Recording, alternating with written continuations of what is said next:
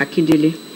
He's a journalist, he's a sports person, he's also a public analyst, and most importantly, also a member of the editorial board of the Guardian newspapers. Prince Akindele, thank you for your time this morning. Thank you. Ola? Èyí ni ọjọ́ kẹẹ̀ẹ́dọ́gbọ̀n oṣù kẹta ọdún 2019. Èyí ni ọjọ́ tíjọba àwọn orílẹ̀-èdè àgbáyé yà sọ́tọ̀ láti máa fi ṣe ìrántí ní ká pé àbí tí wọ́n fi sàmì. It's remembrance. Tí wọ́n fi sàmì sí bí wọ́n ṣe kó àwọn bàbá mi lẹ́rú. Ìyàwó Williams ni. Mo dẹ̀ mọ̀ pé gbé ẹ̀dá tó bá ń jẹ́ Coker, Williams, Richardson, Pratt, Craig, ó pọ̀ bẹ́ẹ̀ lọ. Ẹrú ni kò sí nǹkan kan, kò sórúkọ tó ń jẹ́ bẹ́ẹ̀ bí. Ọmọ ẹrú ni gbogbo wa. A máa dúpẹ́ lọ́dọ̀ Ọlọ́run pé a ti wẹ̀ ayán kọ̀ọ̀kan àti di ara. Ìdí rèé tí a fẹ́ ṣe àgbéyẹ̀wò ọjọ́ yìí. Kí lójúṣe ìjọba orílẹ̀-èdè àgbáyé? Nígbà kan ààrẹ MK Abiola kó tó kọ́lọ́run fọ̀run kẹ́, ó ń béèrè pé ó yẹ kí wọ́n san àwọn owó kan padà fún àwọn orílẹ̀-èdè tí gbogbo kìíní ti ṣẹlẹ̀, ṣùgbọ́n àbá ni kò wá sí ìmúṣẹ. Ǹjẹ́ ìjọba wa ní ilẹ̀ adúláwọ̀, kì í ṣe ní Nàìjíríà o, nílẹ̀ adúláwọ̀, ǹjẹ́ wọ́n ń gbé ìgbésẹ̀ kan láti lè rí i pé irú àwọn nǹkan kìíní yìí ò ṣẹlẹ̀ mọ́? Torí owó ẹrú yìí náà bí wọn ti ẹ̀ ṣe ní sàn láàrin, wọ́n ń ṣe ní pẹ́kọ́rọ́. Ẹ máa kó kinní kan bọ̀, kẹ̀yìn kinní kan ẹ máa bọ̀, ẹ wá ṣe kinní kan. Bàbá dọ̀hún ní ẹ̀ṣẹ̀ pọ̀ pé àmọ́ bàbá wà níkàlẹ̀, ìyẹn ọmọọba Jacob Akindele, mo kì í káàbọ̀ sórí ètò sá. Ẹ ṣeun. Ẹ ṣeun pọ̀. Bóyá. We're celebrating the International Day of Remembrance of the Victims of Slavery and Transatlantic Slave Trade. It's a United Nations International Observation, and we're told that at the time that all this happened, it was probably the worst violation of human rights in history. What's so important about slavery? Why is it so important that a day is set aside to remember from your own thoughts? Thank you. As you were asking the question, at another level of my mind is that it's not so much what is so important about slavery, but why is it important for us to commemorate that particular chapter in human history? Well, if you allow me to work on that question, may I go ahead? Please go ahead. Well, it's always said that if we don't learn from history, we are most likely to repeat the same mistakes. That's true. Our own Baba here, Professor Antonia Shiwaju, is always very strong on that. But the issue is that do we human beings of all races, do we really learn from history? Don't we tend to repeat, like he said in Yoruba, in a different form, the same things that other people did in years gone by and which we are condemning? So perhaps the importance of bringing this to the awareness of many, to the consciousness of many, is for me as an individual, for you as an individual, and for others to refrain from doing things which are, in one way or the other, the same essence as of those who captured and enslaved our forebears. When we look at slavery, yes, it was not only for the black race. I think everyone, that we had both the whites and the blacks, if you want to say, involved in slavery. But we found out that it was more for the blacks. So when you look at it from that perspective, and the United Nations now saying, oh, they feel that it's something that should be brought to our consciousness, and it was a dark chapter in human history. You know also that they went a step further to, is it an arc of return that's a symbol of what we're talking about in this remembrance, which they also made it possible for all the designs of this. That's where I'm really going.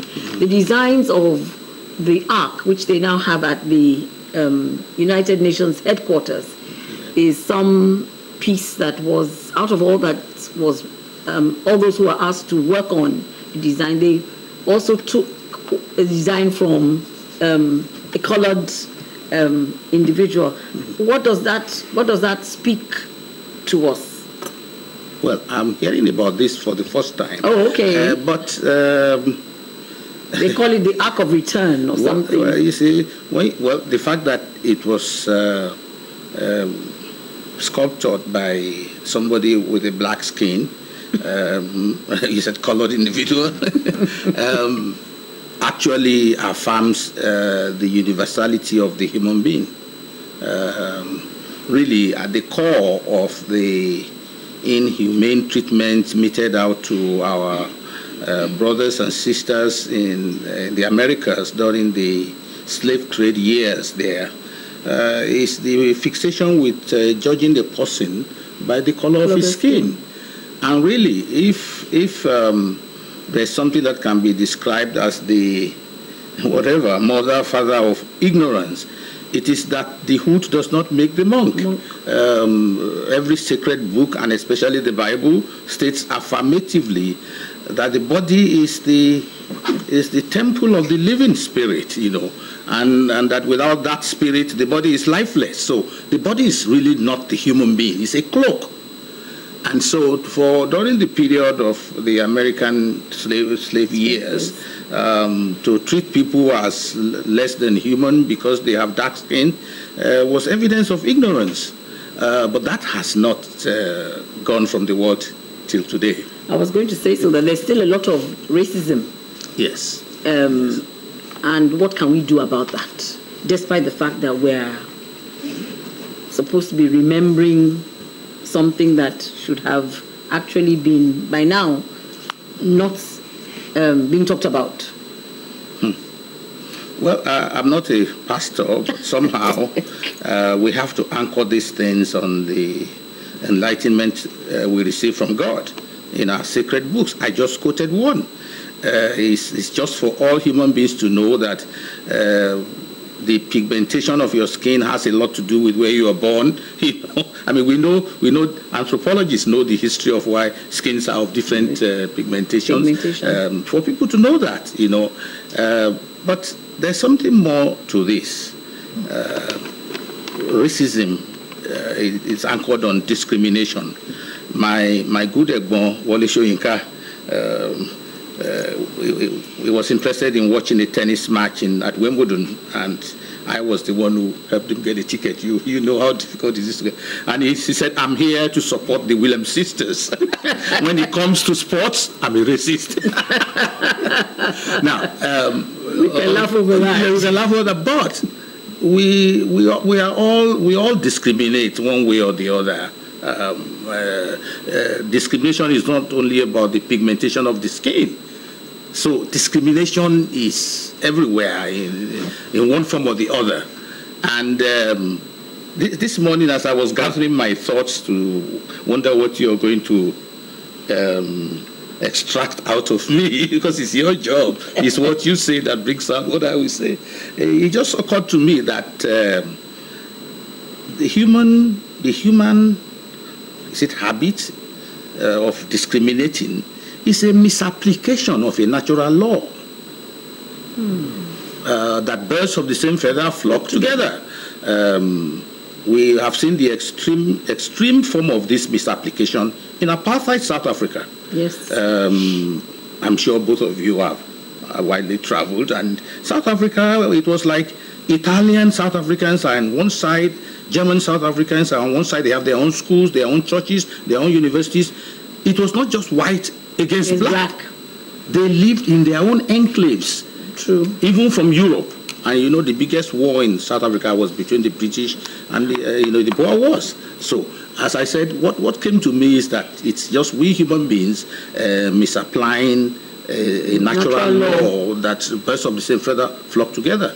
I grew up in a village just south of Ilaro, Iwoye is called, and we will line up on the road to watch the white man riding his motorcycle. You know, you'll be hearing the noise all the way from Iredo as he's coming because they are lupupu. And to us, as children, the white man looked like abnormal. It's a ghost. You know, as discrimination again. That was discrimination.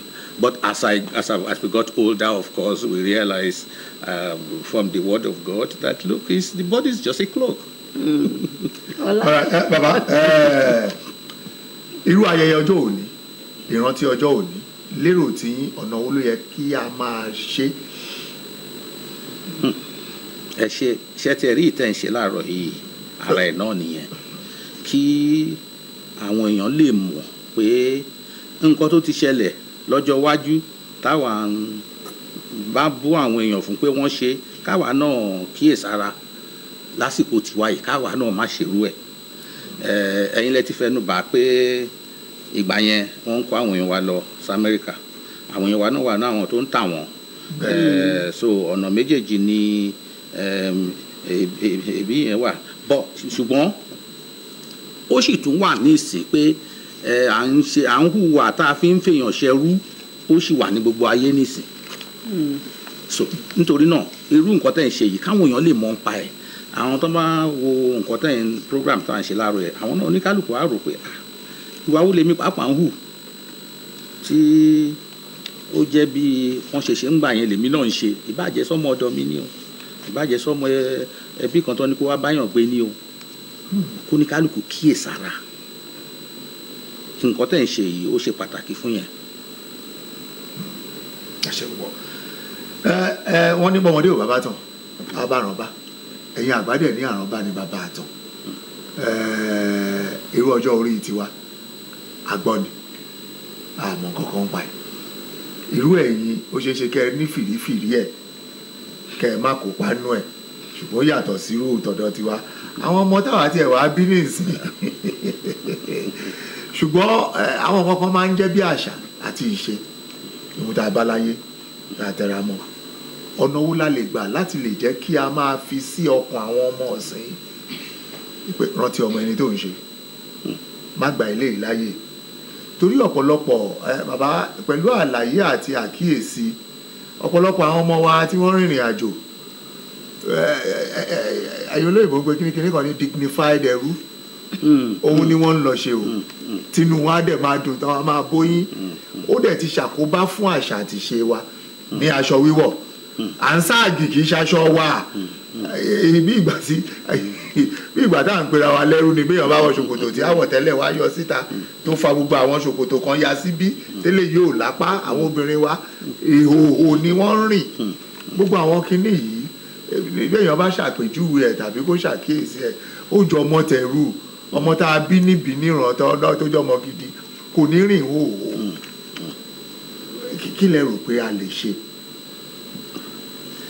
Nígbà táwọn ọmọ yẹn bá sì wà ní àrọ́wọ́tó wa àwọn ẹ̀kọ́ tán tá a bá lè kọ́ wọn náà ní ká kọ́ wọn.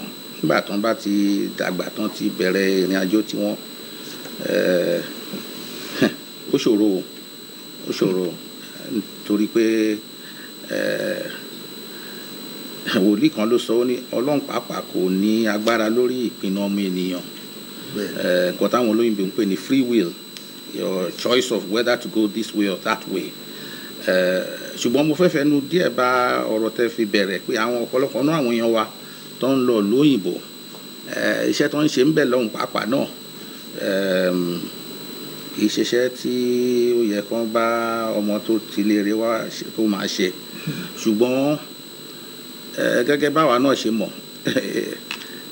nǹkan kankan ló mú wọn sá lọ síbi tó jẹ́ pé irúṣẹ́ bẹ́ẹ̀ náà láti ṣe láti rí nǹkan oúnjẹ ọjọ́ wọn àti gbogbo ìnáwó tó máa ṣe. Nítorí náà a lè dá wọn lẹ́bi púpọ̀. Nǹkan tó jẹ́ ìbànújẹ́ ni lóòótọ́, ṣùgbọ́n ó yẹ kó yé wa pé ó nídìí tí wọ́n fi bára wọn ní irú ipò bẹ́ẹ̀ yẹn.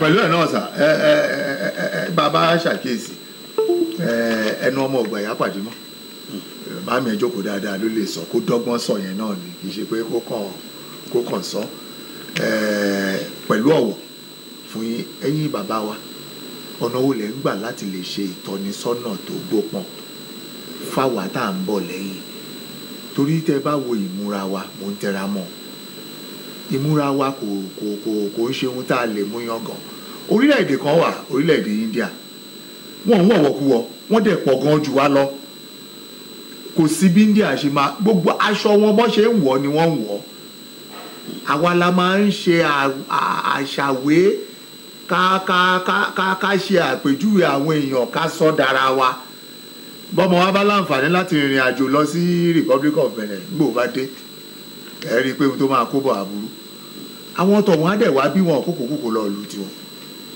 kí lẹ rò pa lè ṣe.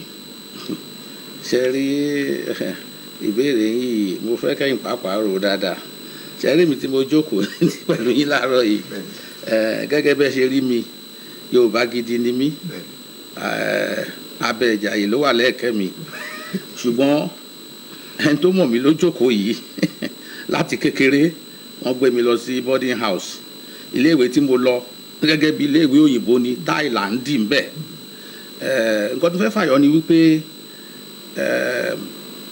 àtẹ̀yìn pàápàá náà ẹ kàwé ẹ lọ yunifásitì ọ̀pọ̀lọpọ̀ èèyàn láyé nísìn a ti mú àwọn nǹkan tó wúlò nínú àṣà ibi gbogbo là ń lò láàárọ̀ yìí mo ní irú aṣọ wo ló yẹ kí n wọ̀ ẹ jẹ́ kí n di táì mo ní àbí kí n pé sísítà mi pé irú aṣọ wo ló yẹ kí n wọ̀ tí n bá lọ di táì wá bí lẹ́nìí mo wọṣọ bí òyìnbó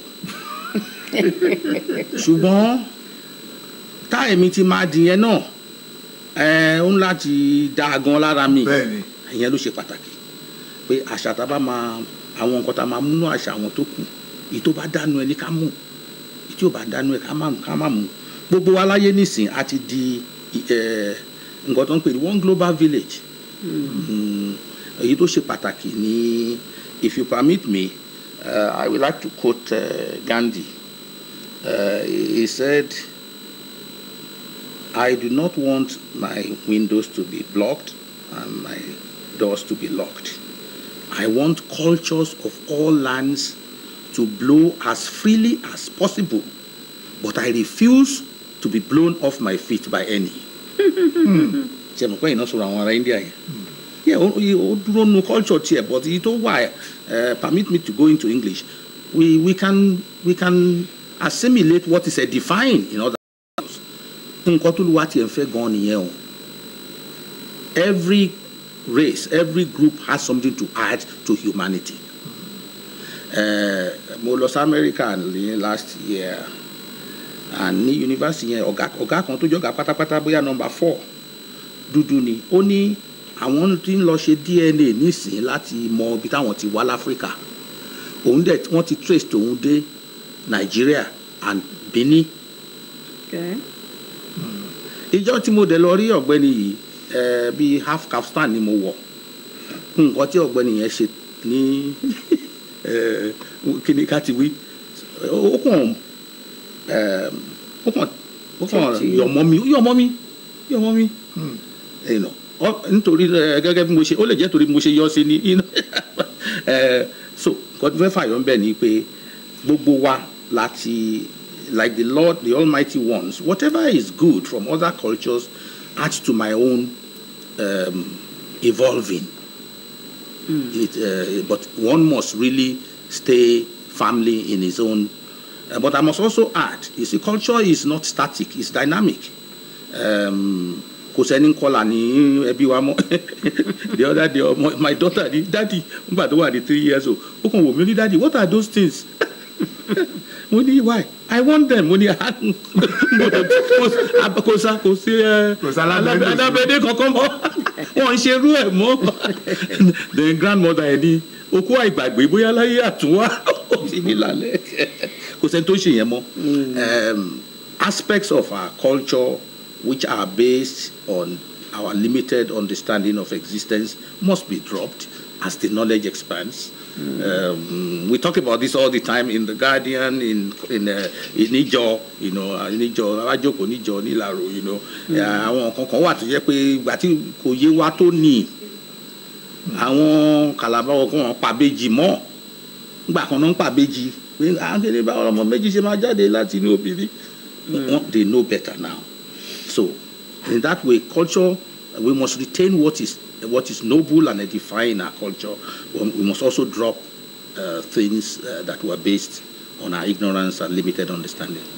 Just before you go, that will be probably our last question. I want us to come back to the slavery issue, and I'm talking about, would you consider that when we abuse our house helps, like some people you read in the papers, the kind of abuse that they meet to the house helps, would you consider that a mild form of slavery? Well, you have answered the question, and he said it himself. No, he said it in Yoruba, so yes. It's not so much the what is the word, nomenclature, what you call it, is the nature of the act. And you started out opening, appropriately, that have we really learned? Now we are doing the same things in a different form. I mean, the person who mistreats a house helper, who is actually an employee in his or her house, is doing exactly what the plantation owners did to our people in America. Yeah. Well, it's on that note that we're going to draw the curtains on today's edition of Newdawn or Otun. We've looked at climate change and food security in the first segment, and we've now looked at the International Day of Remembrance of the Victims of Slavery, Transatlantic Slave Trade, which is marked every 25th of March. And our guest for this segment has been Prince Jacob Akindele. Thank you so much for your time this morning. Thank you very much. It's been a learning experience for me. Baba, mo láti kí yín gidigidi. Mo mọ̀ kó tán lẹ́nu ó kùn sí kùn ni. Tàbá ní ká tún ṣì tán, àtún tán dáadáa déwájú sí. Ẹ ṣé púpọ̀. Ààrẹ yín pẹ́. Ẹ ní kánjú lọ. Àwa náà àní jábọ́ lẹ́yìn yín lágbára Ọlọ́run. Tó ẹ̀yin yẹn wa àlejò báyìí lọ lówùúrọ̀ yìí, ọjọ́ 25 oṣù kẹta ọdún 2019. Àdúpẹ́ lọ́wọ́ yín gidigidi. Ẹ má gbàgbé tó bá di lọ́la ẹ jẹ́ ká darapọ̀ mọ́ àwọn kan tí wọ́n máa gbé ètò ìwá sójú ẹ̀rọ amóhùnmáwòrán wa. Lórúkọ olóòtú ètò yìí tó tún jẹ́ atọ́kùn ẹ̀yìn ẹ̀kìtàn Oyèṣíkù, mo dúpẹ́ gidigidi lọ́wọ́ ẹ̀yin olùwòran. Àjọṣe wa ò ní bàjẹ́ títí ìgbà míì, wọn ò ní fẹ́ lòmíì ṣe yín, wọn ò ní fẹ́ lòmíì ṣàwa náà. Ó dìgbà.